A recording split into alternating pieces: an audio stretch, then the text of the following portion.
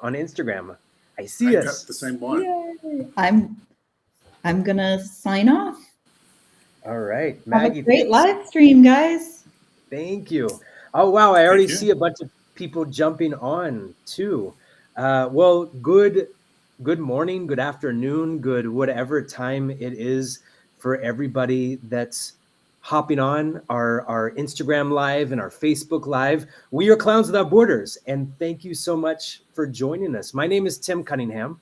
I'm the interim executive director of Clowns Without Borders. We're a 501c3 nonprofit, and our mission is to bring laughter and share joy with children and families facing adversity. These are people living in refugee camps, people living in war zones, people experiencing profound poverty, people experiencing that are seeking asylum, people living within the US, outside of the US. We're without borders. And so we send professional artists, clowns, dancers, acrobats, magicians, to these zones of crisis, wherever we're invited, to bring levity and joy. And I'm thrilled to have some time with you all live today here on Instagram, here on YouTube, to talk a little bit about our work and to interview a dear friend and colleague, Meredith Gordon. Meredith, it is so great to see you. Thank you. It's great to be here. It's a thrill that you've been with us for, gosh, how long have you worked with Clowns Without Borders? My first tour with Clowns Without Borders was in December of 2019. So someone else do the math. I'm not really a math person. I failed at math as well. But 5 years sounds great.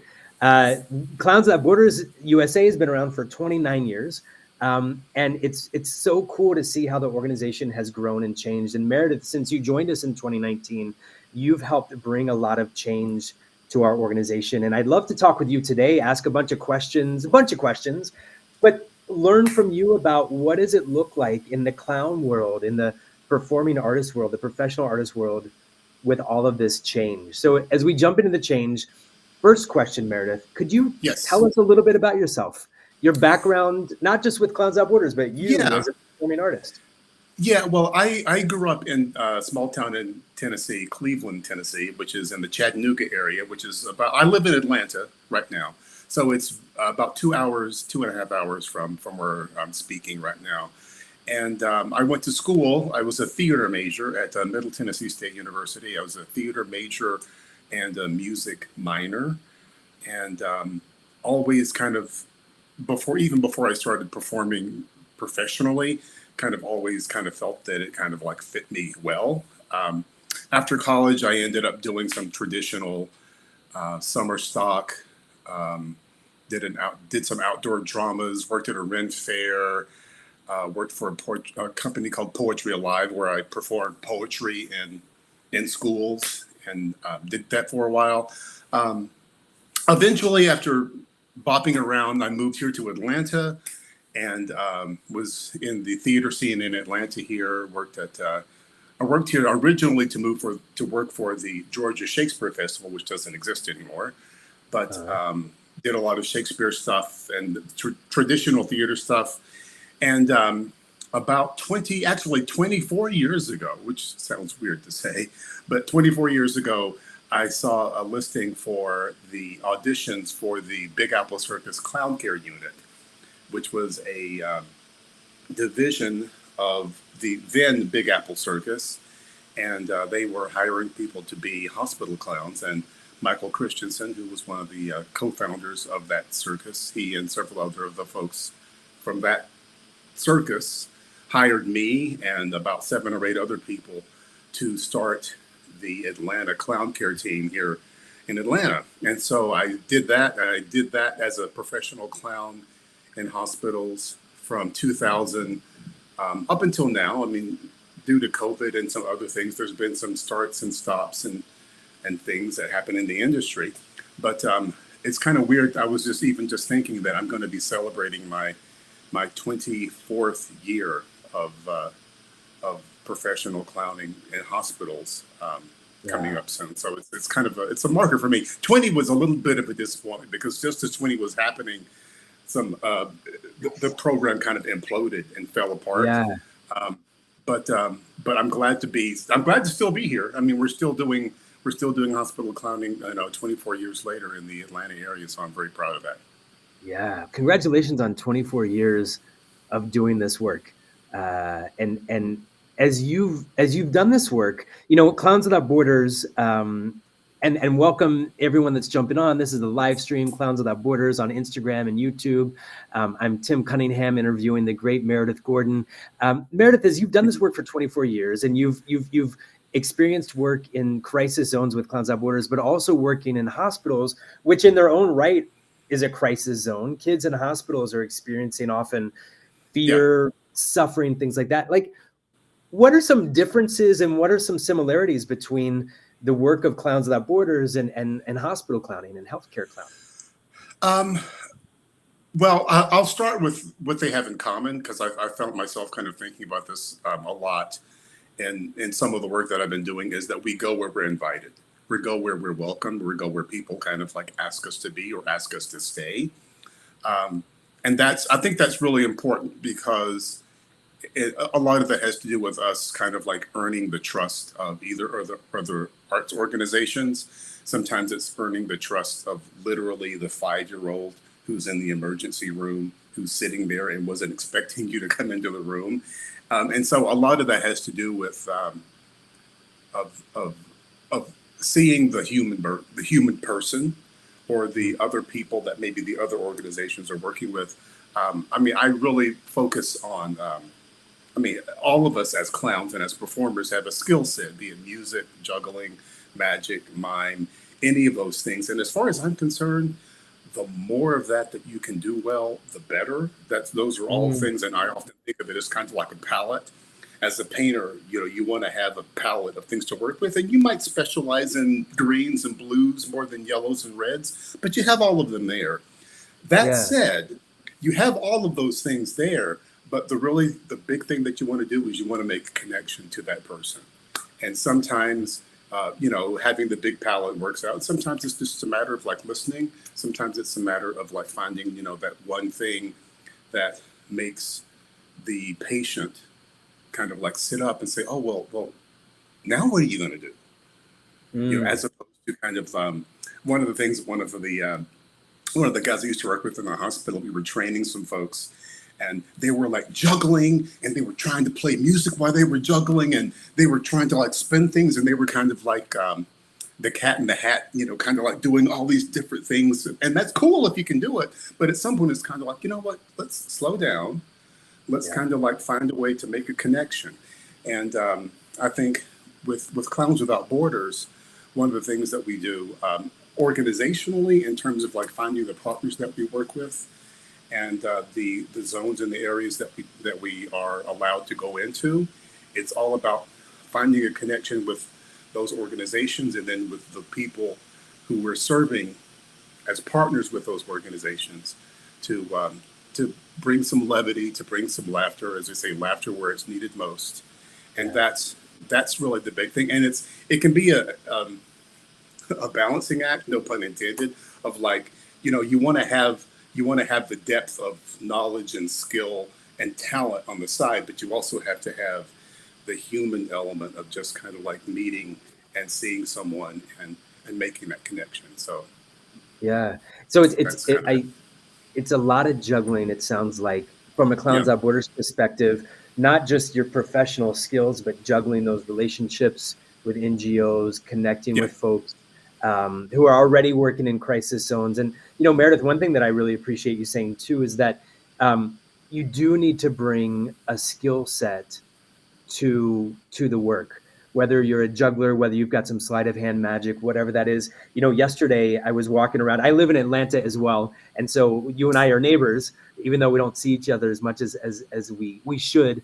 And someone called me. They called the Clowns Without Borders phone number, and they said, "Hey, I just did this clown thing with this other organization in Italy, and it was so inspiring, and I loved it. I want to get more involved with clowning." And then this person said, "Oh, actually, I've never done any clown training before. So what can I do?" And so I told them, I said, they live in New York. I'm like, here are some groups to look up. Go train, go learn what the nature of the clown is, and let's stay in touch, because we do want to work with folks who are great connectors, and you're a great connector from an individual standpoint, like you talked about with this child in the emergency room, to working with organizations. But we also want to work with folks that have a fine-tuned skill set in doing something not only entertaining, but well and consistently. Like when you worked in Haiti, I know you were working in some pretty tough circumstances as far as like hot weather and challenging other circumstances. How do you still maintain your craft even while working in some really tough situations? Well, first, I was in the Bahamas. I was not in Haiti, but Bahamas. Okay. Taken. That's all good. Thank you for but clarifying. a lot of it is a matter of, like you're saying, of like knowing your skill set and kind of like really relying on that and like paying attention to the audience. And the thing that I really enjoyed the tours that I had the opportunity to do is in all of them, I was with some really cool people and some really talented people. And so the big thing for me was like, I come with whatever skill sets that I have and whatever connections or ability to connect with people that I have. But I'm also working with some really great partners. And so one of the best things I can do is like, who am I to you, and how do we make this connection with these folks, and how can we collectively make those connections? Because ultimately, the best thing, the best tool that I have, really, in addition to whatever skill set and the ability to connect, is the people that I'm working with.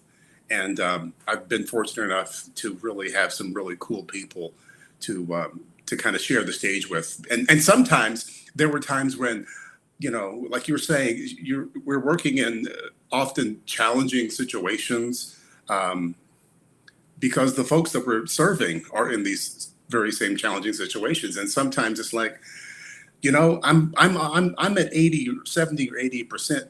It's still okay, but like my partners are going at 110 today. So I'm going to like lean into them and help them and support them. And then as I see them doing well, it's like I can still kind of like ride that wave of enthusiasm and love that hopefully we can do in creating the show. So there's really often a strong sense of teamwork and knowing that we're not in this alone. I mean, I individually am not doing all of the work, and together we can make a really good show and make some really good impact. Yeah. A lot of clown work that I see, and some really great clown work, is focused on the solo performer.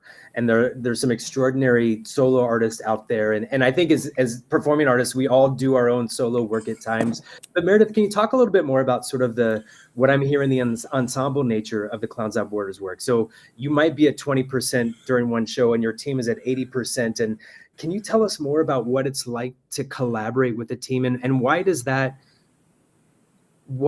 that help us connect better with our audiences when we're... Yeah, well, one of the things that I've really learned both in our hospital work, because in our hospital work we typically work in pairs, as well as with Clowns Without Borders, is just having that partner to work with, partly because they can kind of like help you to kind of make the connections better, or to help fuel you, and also specifically with Clowns Without Borders, one of the things that the organization has been doing even before I joined the board and before I started doing work with them, was as much as we can kind of reflecting some cultural or otherwise aspect that the audience has. So it's not just a matter of us North Americans, us USA people, going to these regions and like showing them how to do things.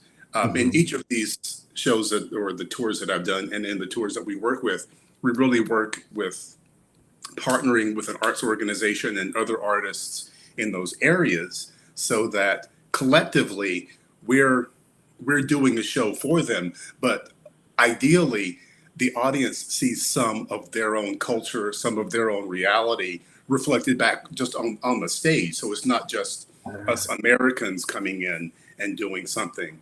We're doing something with other artists from the area. Particularly the last tour I did in Turkey, we had several Turkish artists who were leading the tour, kind of like not only showing us and telling us where to go and translating, but on stage in the show.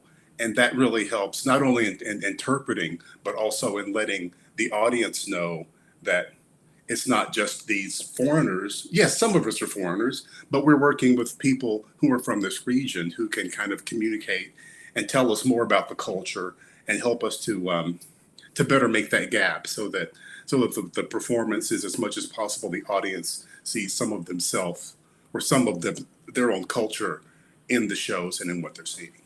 Yeah, Meredith, you raised such a great point about that with your work, and I've been with Clowns Without Borders since 2002, and I can say when I started performing with Clowns Without Borders as a clown, and then doing some leadership work with the organization, the old school Clowns Without Borders was very much, we go in from resource wealthy countries, we fly into a war zone or a conflict area, we do a bunch of shows. Quite often, we don't look like the audiences we're performing with. We don't speak the language of the audience we're performing with, and we fly and we leave. And I think that model, the organization started that way, and that's not the best way to move forward with this work. And you mentioned this, how important it is for our audience members to feel seen and to feel connected and to partner with other artists that speak the language of the country we're working in, that look like the audience members and have similar even experiences. Do you think I'll say it out loud. I think that our traditional model was kind of a colonial model of that followed a lot of deep ideas on what it means to help. And we've realized that's not helpful at all.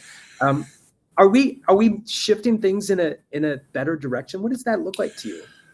Well, yeah, yes, I do think that we are shifting some of those things. And I think there's been a lot of work before I joined Clowns Without Borders, started working in that direction.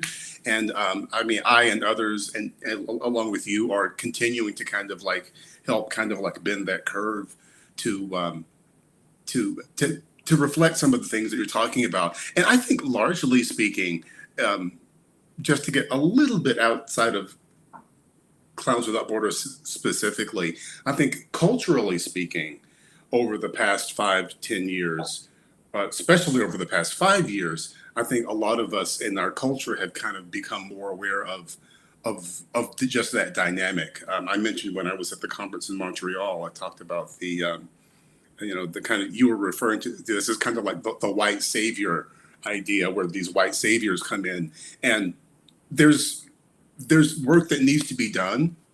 There are people in need, and sometimes instead of just being, and I say white because I'm not white, I'm the black guy, but I'm still part of this bigger kind of like USA centric organization, and part of our work over the past several years, and like I said, I've been part of it, but it was happening before I got here, but I've continued it, is to reflect more of these cultural things. And part of that is like us, and I say us as in Clowns Without Borders, being part of that change to reflect more of that culture, and also just really being very intentional about that. I was even just thinking about how great it was when I did the tour in Turkey to have Garay and the other Turkish artists with us. And I was like, I didn't do that. The executive director and others at the time made that work happen. And it's very easy to kind of go, oh, great, someone's interpreting for us. Someone's taking us around and showing us where in this culture we can go and where it's good to go and where it's not good to go. But that's like it's a very intentional thing, and I think it's kind of the thing that it's very easy to take for granted when you're inside of it. But I'm grateful that it's happening and that it continues to happen. And I just want to mention the intentionality, because it's very easy to take for granted, and it would also, the other side of the coin, it would be very easy just to kind of go and show up and plant a flag and say, we're going to do a show because we can, and because we are who we are, we have the money and we have the resources, and we're going to stand, and and that would be a thing. But I think the better approach, especially when we're partnering with people and we're partnering with folks, and as much as we can, we're going to places where maybe we can come back. I was very grateful when we went back to Turkey and went to some of the same areas just in this most recent tour. I was there a year ago or so, and then there was a tour that just finished a couple of months ago, going back to some of those same areas. And I think it's great that we can continue these relationships and like I said, be partners and make it more collaborative instead of more of a kind of more of a top down thing. Yeah. Yeah. And for folks that are just jumping on, this is here on Instagram Live, YouTube Live. I'm Tim Cunningham, Interim Executive Director of Clowns Without Borders, interviewing Meredith Gordon, who's a performing artist with us, a board member who's done amazing work. And you mentioned the work that we recently did in Turkey, and something that we're trying to do more with Clowns Without Borders, that you've been a key part in leading the thought around it and some of the changes that we recently did a tour in Turkey. We have a team in Zimbabwe right now doing work. We have a team working in Egypt right now doing work. And all of those teams have only 1 or 2 max clowns from the US. And they're all partnering with, or have partnered with, for example, Turkey, local Turkish clowns. We partnered with an organization called Clown Me In, who works in Turkey and Lebanon. The work in Egypt, we are working with local Egyptian performing artists. Zimbabwe, we're working right now as we speak with the Zimbabwe Theater Arts Academy. And we have either equal amounts or numbers of clowns from those countries working with our teams, or in the best case scenario, more clowns from that country or those countries partnering with our teams. And since you came on our board, Meredith, we've seen more and more of that. And you've helped us shift that narrative a little bit to say, this is where we should go. I want to go back. You mentioned the conference in Montreal, and for our audience that might not be aware of that, the conference was the NAFCO, the North American Federation of Healthcare Clown Organizations. I think that's the acronym. But you sat on a panel with one of our other board members, Amrita Dhaliwal, and you all spoke about equity in clowning. And can you share with us a little bit why that panel happened? Like what's the impetus for it, and what are some of the things that you talked about it and taught us? I got so much great feedback from it. We'd love for you to share it again. Yeah, well, I was grateful to be asked to be on the panel. I've been fortunate enough to be at all of the NAFCO conferences, both virtual and in person, that have ever happened, which is kind of nice. There've been 5 or 6 4 or 5 of them. But to answer your question about the panel, I mean, the discussion was about change, and I think there was a lot of interest in kind of, from my point of view, I think there was obviously a lot about cultural change, and I think, which is wonderful. I mean, I think the things that you just mentioned that Clowns Without Borders has been doing, like I said, much of this was happening before I got here or became part of the organization, but it's continued with me on it. But so I don't want to take an undue amount of credit for any of that, because it's a team effort. There are many people who are doing that. But but as far as the change, it's kind of for me personally, it's really, really important. I go back to one of I believe the very first NAFCO meeting we had. And these were all hospital clowns, in hospital clown organizations. We have something called hygiene, team hygiene, where it's kind of like group therapy. And it started in part because as hospital clowns, you see tragic things, and you see, and the point of the hygiene was to kind of discuss some of those things so that you can process them. And we were in one of like these mental hygiene. Yeah, exactly. Okay, gotcha. Yeah, and not like hand washing. Your hand hygiene. Thank you. Mental hygiene. I was assuming that, but thank you for clarifying that.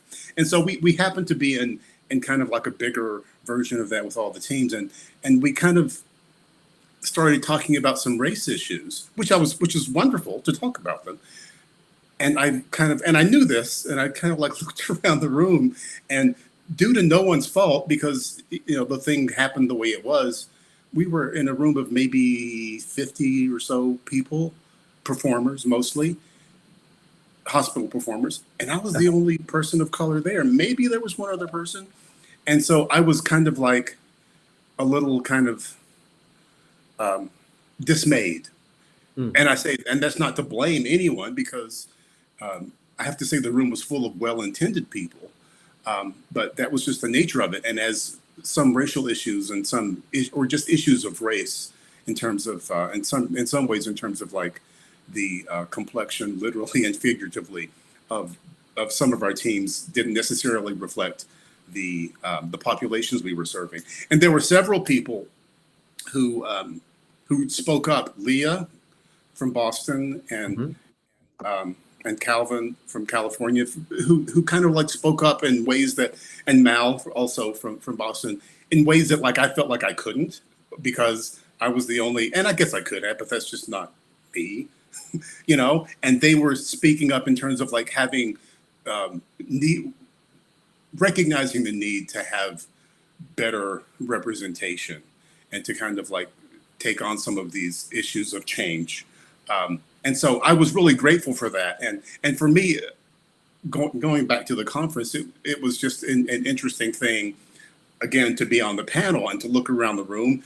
And I wasn't the only person of color there. There were more, maybe not as many as I'd like to see, but more. So there's progress. And so for me, it was really important to kind of like recognize that even in a room, and I think the room was full of like well-intended people who kind of like, in addition to like being artists and running their organizations and having many other jobs, doing many other things, it's like they all want to kind of put their best foot forward. And it takes intentionality to do that. It's kind of like you can't like address an issue or a problem unless you kind of like do and kind of say, well, this isn't where we should be. We should be doing more of this. We should have more of this. And so part of that was just to recognize the change. And also, like I said in Montreal several times, is like change is hard. And it makes, it often brings up issues of people being uncomfortable, and people, all of us to some degree sometimes, or too often, feel like that the process is like a piece of the pie. And if someone else gets 2 slices, well, that means there's only 8 slices there. So that means like there's only 6 for me, or or there's only so many left.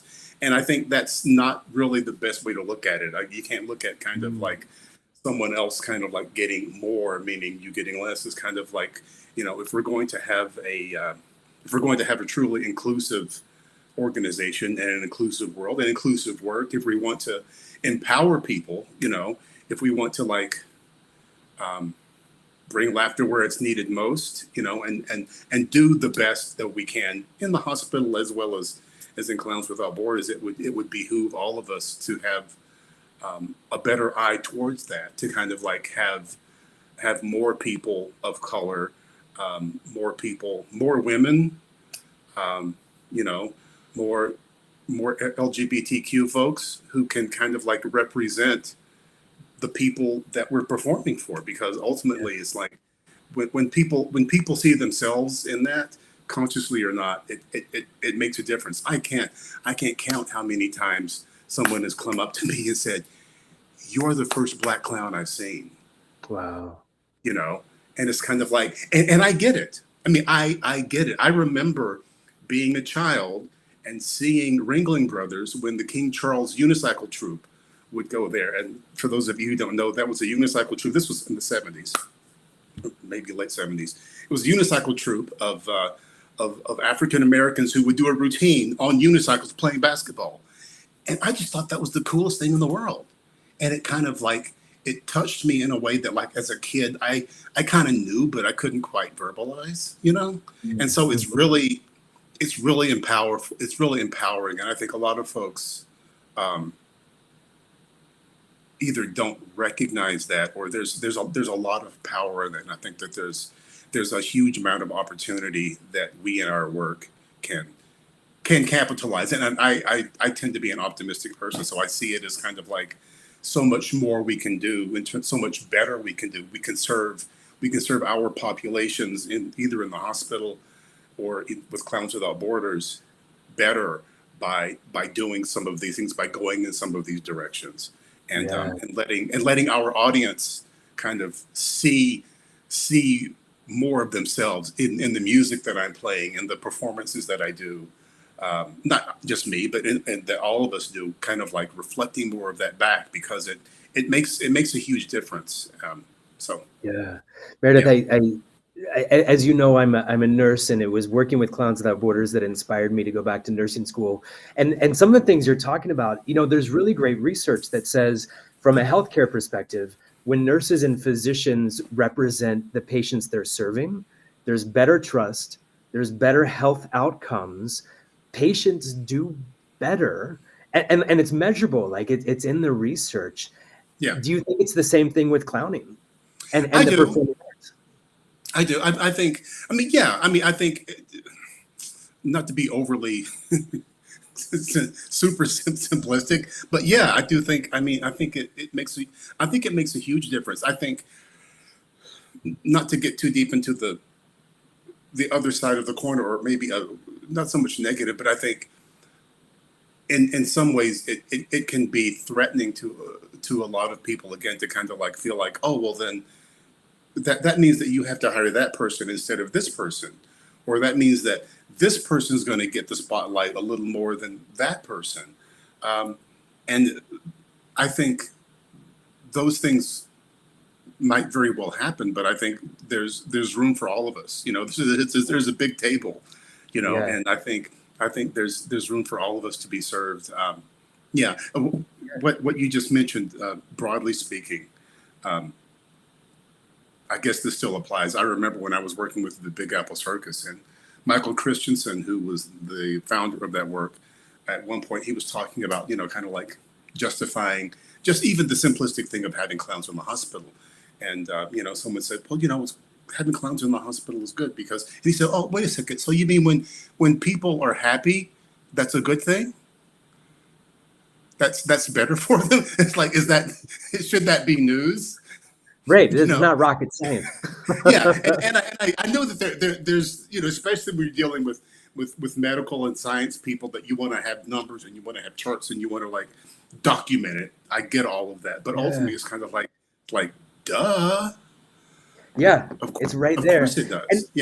And I want to go back to something that you mentioned earlier, and I keep hearing in this too, is that if we give more pieces of the pie to someone or a group of folks, or to recognize that from a clowning perspective, clowning in the country and the world has been traditionally white males. So we create places at the table for more people of diverse backgrounds, more gender inclusivity, so that we can better represent the folks we're serving. It's not taking away from, if you give more pie to someone or a group of people, you're not taking the pie. There's plenty of pie to go around. I think that's what I hear you saying. And we live, like, why do we live in a world of such scarcity, thinking, well, there's not enough, so we have to hold on. But I love how you're presenting this, that there's plenty of pie. And as clowns, we love our pie. And whether that's pie smashing in our faces or pie eating, like, we got the pie.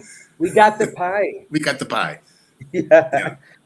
Meredith, I'm just glancing at the Instagram live, and I see a comment that I wanted to share with you that someone shared. And it's a person who's talking about when Laughter League, or formerly known as Humorology, was doing online visits. This was during the pandemic, and I know that no one was in the hospitals except for healthcare providers and patients.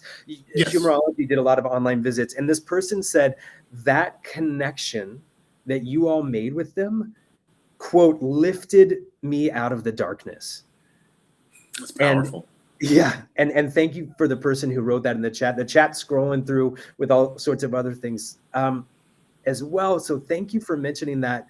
And thank you, Meredith, for showing up in that way. And also, what can we continue to do with Clowns Without Borders, with hospital clowning, to find ways to show up to best serve the folks that we're trying to bring laughter to, whether it's in a war zone, whether it's working with earthquake survivors in Turkey, whether it's supporting clowns and people trying to bring laughter in the Middle East. Like, how do we keep showing up? How do we do it? One step at a time. I think one step at a time. One laugh at a time. I think it's important to kind of to just keep moving forward with the work, doing things like this and telling folks about it more. I I've learned through this work, and I've seen it in people, that it's powerful. And when, like you said, lifting someone out of darkness is like, good Lord. I mean, come on. That's huge. It's huge. And I think there's a lot of work that yet can be done in terms of recognizing that power, and then spreading more people, or empowering more people to do that. Hopefully by doing things like this and getting the word out more. I know here in Atlanta, I mean, I'm doing as much as I can, and other folks here in Atlanta are doing as much as we can to kind of get the word out and do as much of the work as possible. I mean, I wish I had a magic answer to kind of like make it, twice as big, and we had twice as much money and had twice as many performers to do, and twice as many opportunities to perform in all of these places. And, it's not doubling, but I think there's often places of small growth that hopefully can kind of grow into more growth. And I do think that reaching out into other communities, reaching out into other places where the work maybe hasn't reached yet, is one of the ways of doing that. Yeah. Meredith, I just hopped on the Instagram live and I shared your personal website, squeezetheclown.com. So our audience listening in, we definitely want you to learn more about Clowns Without Borders. We've been flashing a little donate QR code, and that takes you to our website to learn about Clowns Without Borders. Hey, nice t-shirt, Meredith. What? Wait, look, we even have merchandise. If you know clowns, or you dig Clowns Without Borders, there are lots of ways to support us. A direct donation. There's a QR at the bottom of the screen where you can go right that, and you can order a cool Clowns Without Borders t-shirt. You can choose your color. Like, there are a lot of ways you can support. And also check out Meredith's work on squeezetheclown.com, because as you mentioned at the beginning of this conversation, Meredith, it's not about an individual. It's not about an individual organization. It's about, how do we partner with each other? How do we connect with the patient in the hospital bed? How do we connect with the children living in a refugee camp?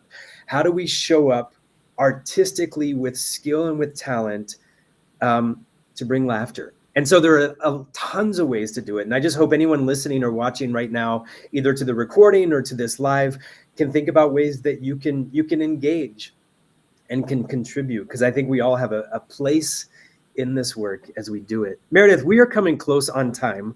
Okay. I do want to, but the person that wrote the comment in, I just see another message. Their name is Daniel Perkins, and they asked that we share that. So Daniel, thank you so much for hopping on this conversation and for sharing that profound story. And yes, thank you so much, Daniel. We really appreciate that. We hope that maybe we can all carry it forward too, that joy, that laughter, that connection. Meredith, we are so grateful for the work that you do and have done. One last question for you. You shared some really profound information in the panel that I've heard from you, from other folks, and it's something that has inspired me when we think about, how do we keep changing for the better, and how do we do this work and be more representative in showing up with more cultural humility, in supporting laughter in new ways. And what I heard from you, and see, please correct me if I'm wrong, what I heard from you is that all of this stuff takes a long time. Tell me more about that as we wrap up. Well, I wanted to kind of just acknowledge and to some degree, this is kind of me acknowledging some of my own both frustrations and victories, in that a lot of these cultural changes take a lot of time, and it's not easy. And I say that, what's really important, I say that not to make anyone a nihilist or to say that it doesn't matter. I say that to acknowledge the fact that you kind of like, you have to acknowledge the small steps. And when you have those small steps, kind of like recognize those and celebrate those and kind of like see them. We were talking in our last board meeting, and I was ineptly trying to paraphrase the NLK quote of the arc of the moral universe is long, but it bends toward justice. And so, as we bend towards justice, it's long, and it's not always easy. And one of the things that I definitely brought up in the panel is there's pushback. And right now, culturally speaking, and I bring that up because none of these things exist in a vacuum. A lot of the cultural work and the DEI type of work that we're doing and that have been doing, some folks just don't like that, and there's cultural pushback from that. And I say that not because I want to get into a tit for tat about the bigger issue, but just to acknowledge that when there's a lot of pushback against that, it's like, well, that just means that we just have to kind of like reassess why we're doing it, and that we're doing it for the right reasons. And, you know, if this way doesn't work, maybe we'll go this way, you know, and we kind of have to keep that effort. And I, like I said, I say that it's difficult and that it can be hard and that it can be slow to encourage folks to kind of acknowledge the small victories that they have and to keep going. I was at small related but somewhat separate point. I was in an organization here in Decatur, Georgia, which is part of bigger Atlanta, Georgia, and it was an organization that's kind of like working on some cultural change here. And I was in a room with like maybe 20 people, and some other older civil rights folks came by, and they basically said, you know, the 20 people are here doing this work. That's how it's always been. There's always been a relatively small group of people who have a lot of passion and, you know, who kind of like do the important work. And I say that not because I'm always the one who's always leading it or doing it necessarily, but a lot of the work that we're working on culturally, there's often just, you know, a small group of people who kind of show up every day, wherever they work, in their school, in their church, in their house of worship, wherever that may be, in their community, you know, on their street corner with whoever, making small advances. And you have to kind of recognize those small advances and celebrate those. I was on a panel in Montreal, and I also did a workshop which kind of touched on some of these issues. And I was struck by, after my workshop, not the panel, which was earlier, after my workshop, there were several people who still wanted to talk, which was fine, and I certainly welcomed it, but they wanted to kind of talk about their specific thing. They had something they either wanted to share, or a question, or I did this, was that okay? Or I wanted to do this. And I don't necessarily always have the answers, but like, I just see that as a lot of folks who want to work at making things better. And so I would encourage everyone to kind of like continue that, and to not let the fact that we don't necessarily, you know, we haven't reached nirvana yet. I don't think there's no nirvana to actually get to. I think it's a direction more so than a destination. We have to kind of like keep moving in the direction of justice, of making people laugh for the right reasons, and doing whatever we can to kind of like really kind of touch them in ways that's special to them. And yeah, I'll stop talking now. Meredith, thank you. I thank you for for enlightening us, for reminding us to keep doing the good work, that it takes time, that it often only takes a small population of people to make meaningful change. And thank you for how you show up, not just for the folks you serve, but for our greater clown community. We're honored to be on a team with you and to work with Thank you. you. And I'll just also say, well, thank you for your work. I know you've been working diligently in your current role, and we're grateful to have you. I'll just speak as the board. We're grateful to have you kind of like doing the work that you do, because you need someone to kind of like take the helm and to steer us in these times of transition. So I'm very grateful for that. Awesome. Well, thanks, Meredith. Just a couple of things I just noticed on the Instagram chat. We have a hospital clown from Ukraine who hopped in. So shout out back to you. Thank you for hopping on. Thank you for the work that you're doing in the war zone that you're living in right now. And I think that's a great reminder, Meredith, that there's so many extraordinary people around the world bringing laughter. And we hope that we can partner with all of our colleagues, with all of our healers that are bringing laughter in all corners of the planet, whether it's in a war zone, whether it's in a place of peace, wherever that is. Let's all keep showing up. And with, as you said, the intention and setting the intention of bringing joy, of bringing laughter, of bringing representation, of knowing that the pie is as big as we make it. And by giving more pieces out, we're not going to lose any more pieces. So let's all keep doing this together. Cool. Friends, we are Clowns Without Borders. There's a little QR code you can see on the screen if you want to learn more. If you dig this shirt that Meredith Gordon is wearing, or this one that I'm wearing, you can get some merch. There's so many ways to connect. Look at that design on the back. It's amazing. It's a person jumping off of a barbed wire fence with a little clown nose on. Y'all, laugh, play, stay connected, keep learning with each other and from each other. And Meredith, would you be willing to do this again? I feel like we're scratching the surface of a great conversation. Maybe we could have you back to do another live soon if you're interested. Sure. Awesome. Yes. Fantastic. But I'm sure there are a lot of other people who have wonderful things to say as well. So include me, and I'm sure you will. But yes, I mean there's a lot of really talented people who've been doing this work. Some of whom I've have worked with, and some of whom I've seen virtually and otherwise. So it takes a lot of work, and there's a lot of folks who are doing this work in a lot of different places. So Absolutely. So it's a wonderful thing to have. Yeah, and if you're watching this and you would like to hop on, please reach out to us. You can find us at www.clownswithoutborders.org.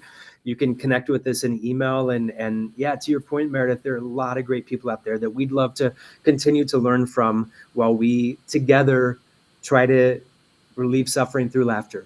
That's what we're all about. There you go. Y'all, thanks so much for hopping on today. Meredith, any final words before we hop off? No. Awesome. I think I said enough. You've said you have at least inspired me, and I know inspired a lot of other folks, and we will continue to do this great work in partnership with you. Cool. Thank you so much. Right. Thank you, everybody. We are signing off. Thanks for joining this live broadcast.